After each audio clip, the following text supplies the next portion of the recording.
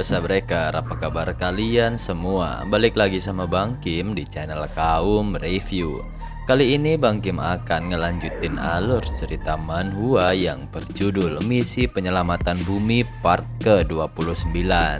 Buat kalian semua yang belum nonton part sebelumnya, Bang Kim saranin buat nonton terlebih dahulu supaya kalian gak ketinggalan alur ceritanya. Juga buat kalian semua yang belum subrek, silahkan di subrek terlebih dahulu, serta tinggalin like dan komentar kalian sebanyak-banyaknya. Oke lah, nggak usah lama-lama, kita langsung masuk saja ke dalam alur ceritanya. Di part kali ini, Tianxing yang berhasil mengikat Yue menggunakan yin yang chain miliknya di pohon. Tianxing mencoba mengklarifikasi kejadian yang tidak sengaja ia lihat tadi. Tujuan Tianxing datang ke situ adalah untuk mencari peliharaan spiritual. Tianxing meminta maaf serta menanyakan seseorang kepada Yue. Yue yang mendengar klarifikasi dari Tianxing, dirinya tetap saja tidak percaya kepada perkataan Tianxing. Yue masih saja menganggap Tianxing sengaja mengintip dan berpikiran mesum terhadapnya. Dan Yue pun menjawab lagi, dirinya tidak mengetahui seseorang yang Tianxing sebutkan, serta mempertanyakannya kepada Yue. Mendengar jawaban dari Yue, Tianxing pun mengatakan kembali, dirinya tidak bermaksud untuk menjadikan Yue sebagai peliharaan spiritualnya, karena Tianxing sudah memiliki anjing hijau sebagai peliharaan spiritual. Kemudian untuk seseorang yang Tianxing tanyakan tadi terhadap Yue, Tianxing menjelaskan bahwa seseorang itu adalah adiknya. Tiba-tiba anjing hijau merasa kesakitan akibat terkena sihir yang membuat Tianxing terkejut oleh serangan dadakan itu. Melihat hal tersebut, ternyata dari kejauhan muncul 3 orang penyihir dari balik semak sambil menyerang Tianxing. Merasa dirinya terancam, Tianxing segera melakukan tindakan untuk menghalau serangan dari kelompok Grus tersebut. Tianxing mengeluarkan teknik Attack of the Giant Dragon-nya untuk menyerang balik kelompok keras tersebut. Serangan Tianxing berhasil mereka tepis menggunakan sihir mereka. Setelah keluar dari persembunyian dan menyerang Tianxing tadi, Tianxing menanyakan siapa mereka bertiga itu dan mengapa mereka menyerang diri Tianxing. Mendengar pertanyaan Tianxing, Grus dan bawahannya hanya menjawab bahwa Tianxing tidak perlu mengetahui siapa mereka bertiga. Mereka bertiga terlihat memiliki kemampuan api, tumbuhan, dan juga magnet. Melihat keadaan sedang bahaya, Tianxing melepaskan Yue dari ikatan yin yang chain miliknya dan menyuruh Yue untuk pergi menjauh dari lokasi itu. Yue yang telah dibebaskan oleh Tianxing, dirinya segera melarikan diri sambil berkata, dirinya tidak akan memaafkan tindakan Tianxing tadi terhadap Yue dan akan membalas perbuatan Tianxing. Melihat Yue yang ingin melarikan diri dari sergapan Grus, Grus memerintahkan salah satu bawahannya untuk menahan pergerakan Yue agar tidak bisa kabur. Mendengar perintah Grus, bawahan itu segera mengeluarkan api dari tangannya untuk menyerang Yue agar tidak bisa kabur. Namun tindakan bawahan Grus tadi dihalau oleh Tianxing dan berhasil menyelamatkan Yue. Melihat orang yang dia halau tadi, Tianxing menanyakan niat mereka menyerang Yue dan juga Tianxing. Belum sempat melanjutkan perkataannya, tiba-tiba pedang Tianxing berbalik mengarah kepada dirinya. Tianxing pun terkejut melihat pedangnya bergerak sendiri dan kini pedang itu sedang mengarah kepadanya. Melihat pedangnya yang memiliki aura sihir, Tianxing sepertinya mengetahui bahwa pedang itu sedang dikontrol oleh sihir magnet milik Grus. Ketika Tianxing sedang lengah karena pedangnya tadi, bawahan Grus menyerang Tianxing menggunakan api dan berhasil ditahan oleh Tianxing menggunakan tangannya. Alhasil walaupun Tianxing berhasil menahan serangan api tadi, tangan Tianxing jadi sedikit terbakar dan tubuhnya terpental beberapa meter. Belum sempat mengambil tindakan dan menghindar, dari bawah tanah muncul tumbuhan menjalar dan mengikat tubuh Tianxing. Tianxing akhirnya berhasil dilumpuhkan pergerakannya oleh kelompok Grus. Karena kelompok Grus berhasil melumpuhkan pergerakan Tianxing, Cruz pun mengatakan kepada Tianxing bahwa Cruz menghormati Tianxing yang merupakan kultivator kuat dari bagian timur. Tetapi untuk memenangkan pertempuran bela diri yang sedang mereka ikuti, Cruz harus menyingkirkan saingannya. Mendengar perkataan serta tujuan Cruz, Tianxing mengatakan jadi ternyata itu rencana yang Cruz inginkan. Maka Cruz akhirnya menggunakan cara kotor untuk memenangkan pertemuan bela diri. Setelah mengetahui maksud dan tujuan Cruz menyerang dirinya, Tianxing langsung mengeluarkan Yin Yang Slice miliknya untuk membalas serangan kelompok Cruz. Seketika Cruz yang terkena serangan Yin Yang Slice pun tergeletak tak berdaya. Namun sepertinya yang terkena serangan Tianxing tadi hanyalah Cruz, sedangkan dua orang bawahan Cruz berhasil menghindar serangan Tianxing. Karena bos mereka sudah tumbang dan otomatis tereliminasi di pertemuan bela diri, kedua bawahannya pun memutuskan untuk kabur menghindari pertarungan melawan Tianxing. Sambil melepaskan ikatan dari tumbuhan menjalar tadi, Tianxing mencoba menghentikan pelarian kedua orang bawahan Cruz. Namun belum sempat Tianxing menghentikan kedua orang tersebut, mereka berhasil melarikan diri dengan cepat menggunakan sihir teleportasi mereka. Seketika tubuh Cruz lenyap dan kembali ke eternalnya. Tetapi dengan membunuh kultivator lain di dalam kompetisi, orang yang membunuh itu akan mendapatkan harta karun serta gulungan kontrak yang mereka miliki. Dengan begitu, Tianxing sepertinya bisa memanfaatkan harta karun yang ia dapatkan dari hasil mengalahkan kultivator lain di pertandingan. Meski mendapatkan harta karun gratis, Tianxing bertanya-tanya tentang keberadaan anjing hijaunya yang dari tadi tidak ada pada saat Tianxing sedang bertarung melawan kelompok Cruz. Ternyata anjing hijau sengaja kabur meninggalkan Tianxing karena dirinya tidak mau dijadikan peliharaan spiritual oleh Tianxing, serta menjadikan anjing itu sebagai tunggangan Tianxing. Maka dari itu, anjing itu membiarkan Tianxing untuk menjalankan kompetisi bela diri seorang diri.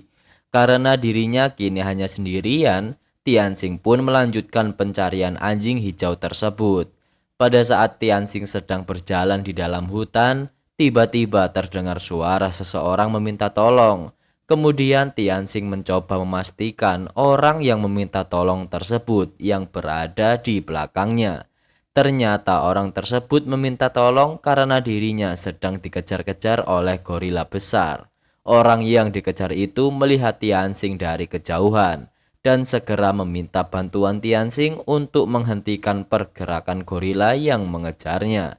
Dia adalah Jiangchu Bai Xiaosheng yang merupakan tuan Red Flower.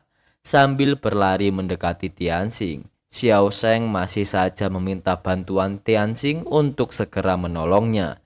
Melihat Xiaosheng yang meminta tolong kepada dirinya, Tianxing malah menghindar karena dirinya tidak mau ikut campur urusan orang tersebut. Karena Tianxing menduga bahwa orang itu jelas menginginkan gorila itu sebagai peliharaan spiritualnya, tetapi karena orang itu membuat gorila marah, jadi mengakibatkan orang itu malah dikejar dan diserang oleh gorila tersebut. Melihat Tianxing yang tidak mau mencampuri urusan Xiaosheng yang sedang dikejar oleh gorila tersebut, Xiaosheng mengatakan sesuatu agar Tianxing bersedia membantunya. Xiaosheng mengatakan pada Tianxing bahwa dirinya pernah melihat foto Tianxing sebelumnya dari seorang gadis yang waktu itu sedang mencari Tianxing. Mendengar perkataan Xiaosheng tentang seorang wanita yang sedang mencarinya, Tianxing jadi berpikir, mungkin saja seorang wanita yang mencari dirinya adalah adiknya. Dirasa Xiaosheng memiliki informasi yang ia butuhkan tentang kabar seseorang yang sedang Tianxing cari. Tianxing pun segera menolong Xiaosheng menggunakan Yin Yang Chain miliknya untuk mengikat gorila tersebut. Seketika gorila tersebut pun berhasil dihentikan pergerakannya oleh Tianxing. Dan Xiaosheng pun selamat dari kejaran gorila yang mengamuk. Karena gorila itu sudah tidak bisa berbuat apa-apa lagi, Xiao Sheng pun berbalik sambil mengejek gorila yang sudah tidak bisa berbuat banyak sekarang. Karena gorila tadi sudah tidak berdaya dan kehilangan kesempatan untuk mengejar Xiao Sheng, kali ini Xiao Sheng memanfaatkan kesempatannya untuk menaklukkan gorila tersebut menggunakan gulungan kontrak peliharaan spiritual dan menjadikan gorila tersebut sebagai peliharaannya.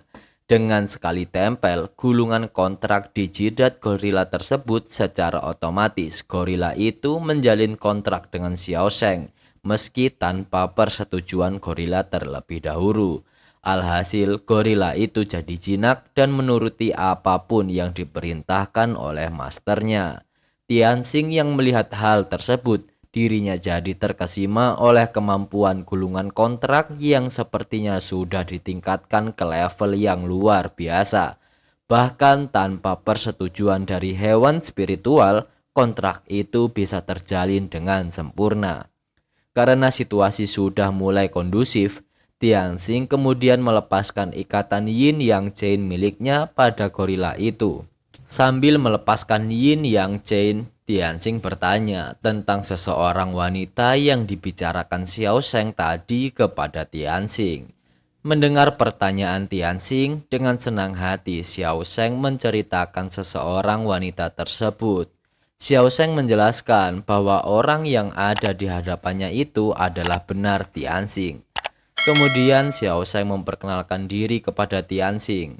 Kemudian Xiao Sheng pun menambahkan saat itu di suatu tempat ia berada, dirinya ditolong oleh seorang pengguna kemampuan dengan sihir penyembuhan. Pada saat Xiao Sheng terluka dan meminta bantuan kepada wanita itu menunjukkan foto Tianxing saat menyelamatkan Xiao Sheng. Jadi oleh sebab itulah Xiao Sheng mengetahui wajah Tianxing sebelumnya. Mendengar penjelasan dan cerita dari Xiao Sheng, Tianxing nampak mengetahui wanita tersebut. Tianxing tahu kalau yang dibicarakan Xiao Sheng tadi adalah Chen Suero. Setelah mengetahui wanita itu adalah Chen, Tianxing yang penasaran pun bertanya kepada Xiao Sheng tentang apakah ada wanita lain bersama dengan Chen saat itu. Mendengar pertanyaan Tianxing, Xiao Sheng pun menjawab bahwa benar wanita itu bernama Chen. Tetapi Chen datang ke tempat itu bersama-sama dengan sekelompok penduduk lokal dan dirinya tidak bersama dengan seorang pun dari dataran tengah. Mendengar penjelasan Xiao Sheng, Tianxing jadi sedikit kecewa karena wanita yang diceritakan olehnya bukanlah adiknya. Itu berarti Tianxing menduga bahwa saat kejadian mereka semua ditarik ke Eternal Kingdom, Xian dan yang lain terpisah ke Eternal yang berbeda. Dengan begitu maka makin repot lagi bagi Tianxing untuk mencari dan mengumpulkan mereka.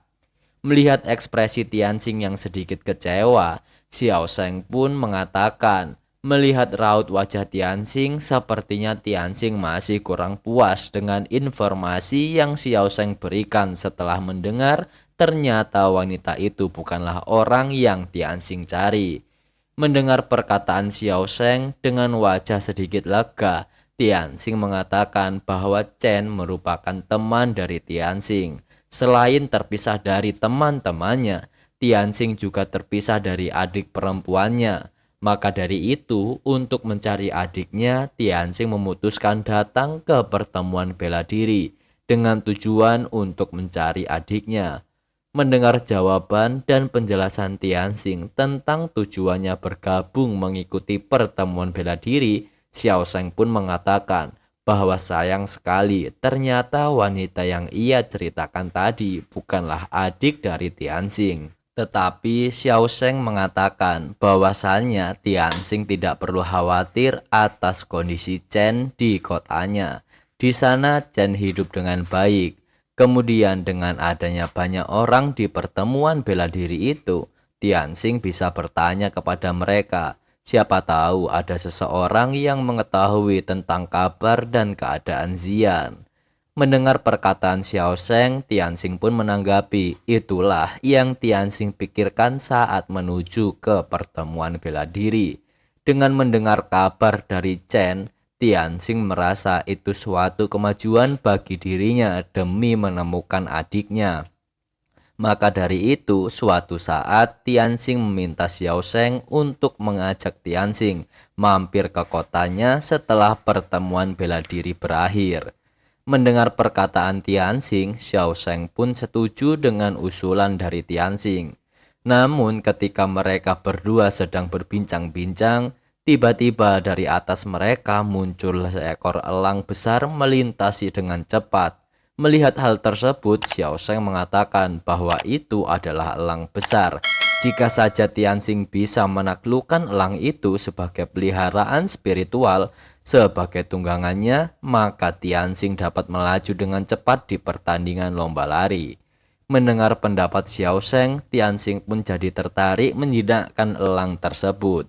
Dengan memiliki elang itu sebagai peliharaan spiritual, Tianxing bisa memanfaatkan elang itu selama pertemuan bela diri. Tetapi bukan berguna saat pertemuan bela diri saja, tetapi Tianxing bisa memanfaatkan elang itu untuk menanyakan Ziyan selama pertemuan juga. Tidak mau membuang-buang waktu, Tianxing langsung berlari mengejar elang itu untuk ia tangkap. Saat mengejar elang tersebut, nampaknya Tianxing tidak mampu mengimbangi kecepatan elang tersebut. Apalagi jika elang itu terbang lebih tinggi lagi, maka harapan Tianxing untuk menangkap elang itu sangatlah kecil.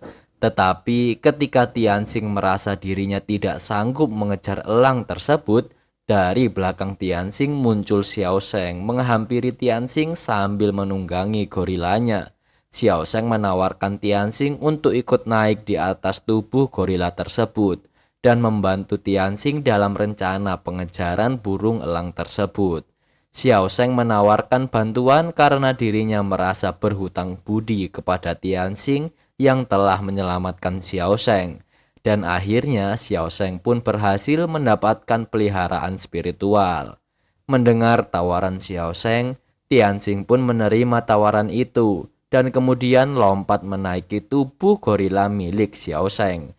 Karena Tianxing telah naik ke tubuh gorilanya, Xiao Sheng memerintahkan gorila itu untuk naik ke atas pohon dan mengejar elang tersebut dari atas pohon.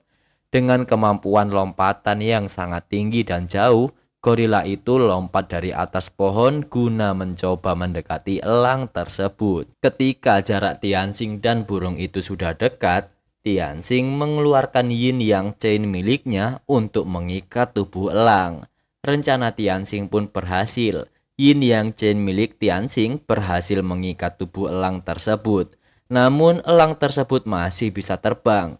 Karena merasa dirinya terancam dan ada yang menyerang dirinya, elang itu berbalik arah dan mencoba menyerang Tianxing serta Xiao Sheng. Elang itu berbalik kemudian mengepakkan sayapnya sehingga dari kepakan sayapnya mengeluarkan bulu-bulu tajam menghujani mereka. Menyadari elang itu mulai menyerang dan berusaha melepaskan rantainya, Tianxing pun menyuruh Xiao Sheng dan gorila untuk menghindari serangan elang. Untungnya Tianxing dan gorila itu berhasil menghindari serangan elang di waktu yang tepat. Jika telat sedikit saja, kemungkinan mereka semua pasti terluka akibat serangan elang emas itu. Namun ternyata serangan elang itu tidak cukup di situ saja. Xiao Sheng yang menyadari elang itu akan melancarkan serangan berikutnya, dirinya memperingatkan Tianxing agar segera menghindar dari serangan elang emas itu. Mendengar perkataan Xiao Sheng, Tianxing pun segera melihat ke arah elang itu dan terkejut atas serangan elang berikutnya. Terlihat dengan cepat elang itu meluncur dan bersiap menyerang Tianxing. Lalu akhirnya part ke-29 pun sampai sini dulu nih Sabreker. Terima kasih buat kalian semua yang udah nonton video ini sampai selesai. Terima kasih juga buat kalian semua yang selalu support channel Kaum Review. Tungguin part selanjutnya yang akan kita upload secepatnya. Terima kasih banyak. Bang Kim pamit, sampai jumpa di next video. See you and bye-bye.